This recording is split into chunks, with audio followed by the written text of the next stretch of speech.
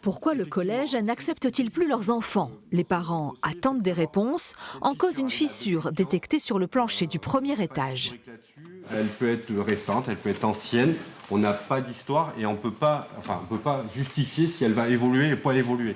Des informations peu rassurantes, d'autant que selon des expertises, la fissure est la conséquence d'une malfaçon à la construction il y a 43 ans.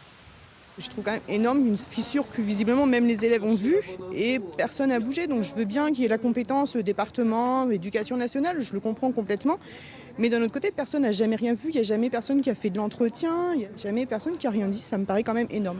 Inquiétude aussi des parents pour les cours à la maison. Pendant 2 semaines au moins, les collégiens suivront les enseignements à distance, comme pendant la crise sanitaire. Pendant le premier confinement, il y avait beaucoup de parents qui étaient à la maison et qui pouvaient aussi être un peu derrière les enfants pour les stimuler. Parce que quand les enfants sont tout seuls chez eux, les professeurs peuvent être en face et donner des cours. C'est aussi compliqué par rapport à ça. On va mettre en place un tutorat aussi pour chaque élève, et notamment par mes assistants d'éducation.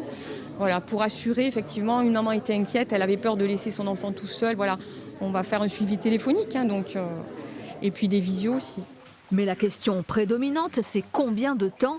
Il faut déjà attendre le résultat d'études complémentaires. Nous verrons s'il y a danger sur une partie du bâtiment, s'il y a danger potentiel sur tout le bâtiment, et puis voir quels seront les travaux qui seront préconisés, de la consolidation où finalement il y a tout acheté à la poubelle, allais-je dire, et donc une reconstruction du collège. Si la situation devait durer, la colonie de vacances voisine pourrait accueillir les collégiens et leurs professeurs.